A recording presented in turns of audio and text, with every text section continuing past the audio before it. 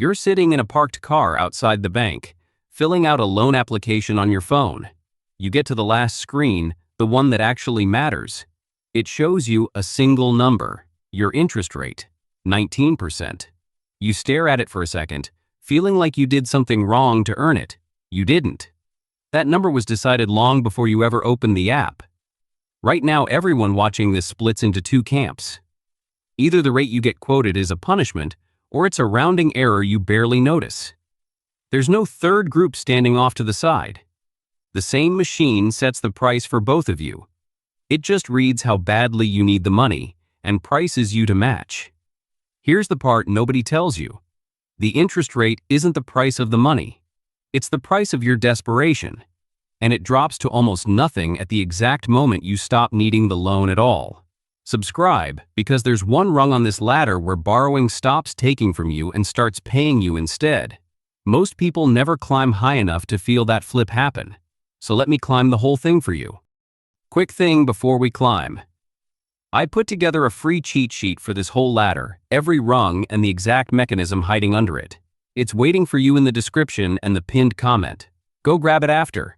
Now, let's climb. Let me start down where you started. Your net worth sits at 0, maybe a little under it. Rent's due Friday, payday's next Tuesday, and you're short $300. That loan you were filling out in the parking lot. Even at 19%, it takes a week to clear and a credit score you don't have. Rent won't wait a week. So you owe the only thing left open to you. You borrow it right now, from the place that never says no. The storefront lender hands you the cash in 4 minutes. The fee looks almost polite. $45 due in 2 weeks. You think that's not so bad, and you sign your name. Now run that fee out to a yearly rate, the way the bank runs everything. $45 on $300 for 2 weeks works out to an annual rate near 400%. That's not a typo. 400. It's the same math the law uses to describe every loan, pointed straight at the person who could least survive it. What they'll never say out loud is this: you didn't get that rate because you're bad with money. You got it because you've got nothing to pledge. No house, no portfolio, no cushion.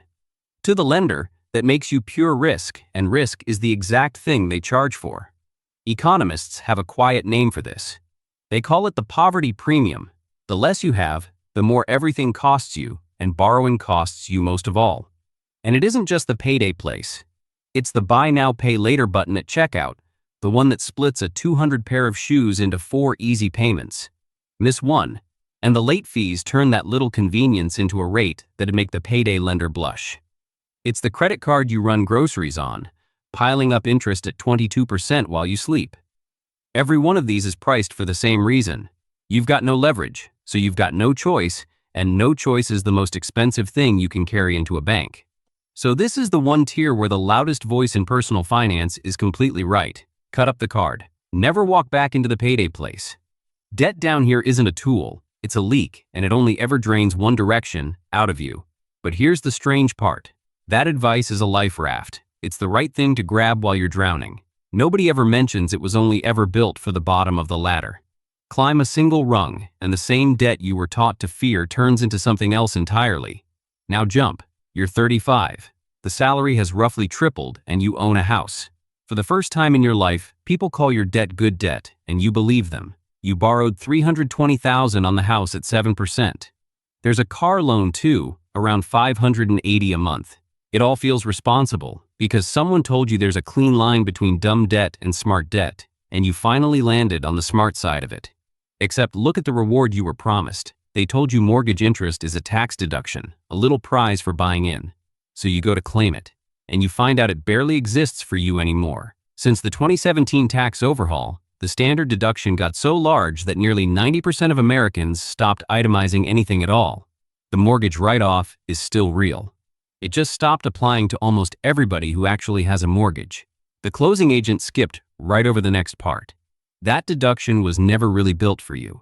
It rewards people with enough deductions to clear that giant standard number, which mostly means the people who already own the most. You get the 7%. They get the 7% and the write-off on top. And your car loan, your credit card. That interest isn't deductible at all, not a single cent. The tax code sorts debt into 2 piles. The kind rich people tend to carry, it rewards. Yours, it just ignores. By now you're thinking you only need to be more disciplined, and the machine will finally reward you for it. It won't. Discipline was never the thing it was measuring. You're paying full price to borrow while being told you're finally winning at it. Meanwhile, the rate keeps sliding lower for the people above you, and it has nothing to do with them being better with money than you. It comes down to what they can put on the table. Skip ahead. Your net worth crosses 2 million. And here debt changes jobs completely.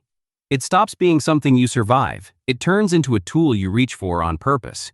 You buy a rental property.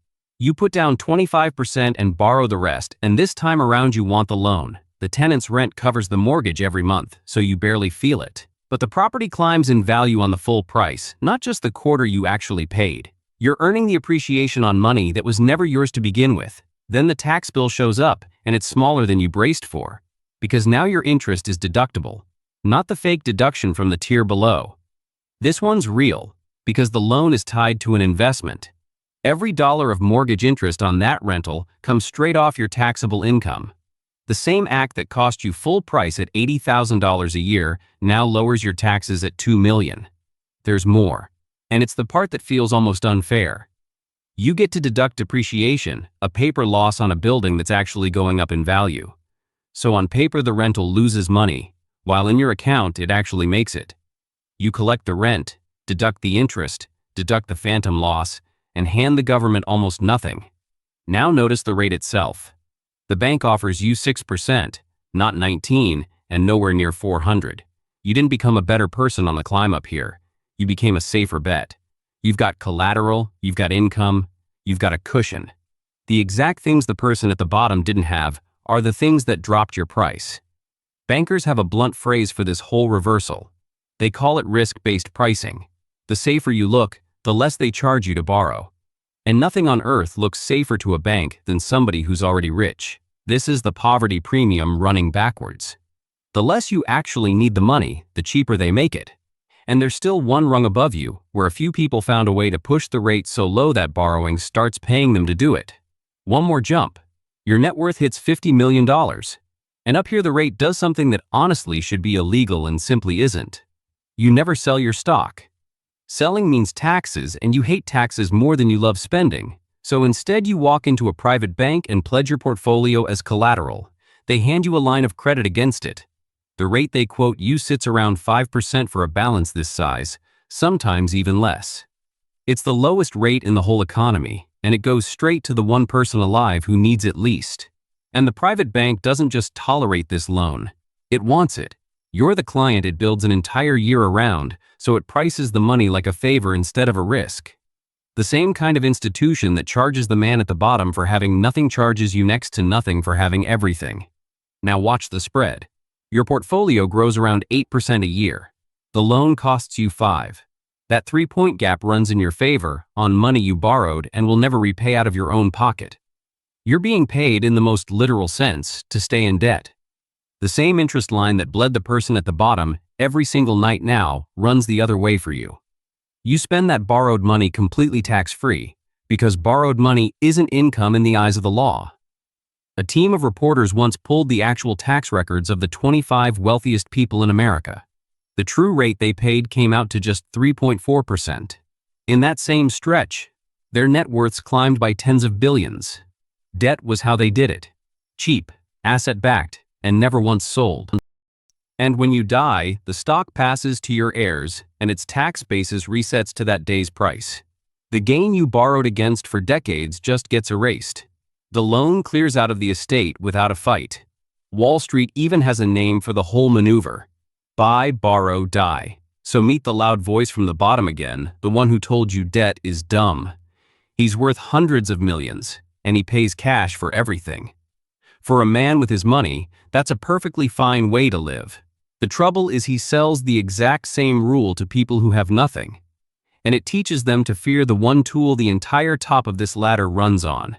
His advice is a life raft. It keeps you afloat, and it keeps you right where you are, while everyone above you sails clean past. So climb all the way back down to that parked car outside the bank. Same phone, same last screen, same single number sitting there deciding your life, your rate.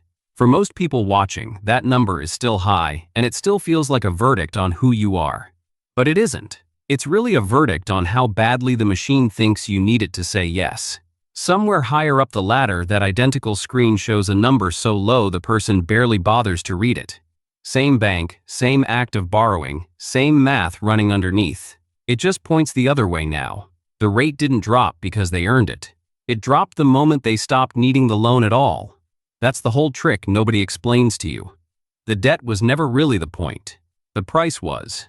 And the price was always your desperation, handed back to you as a percentage. You've got your own number waiting on a screen tonight. The only question that matters is what it thinks you need.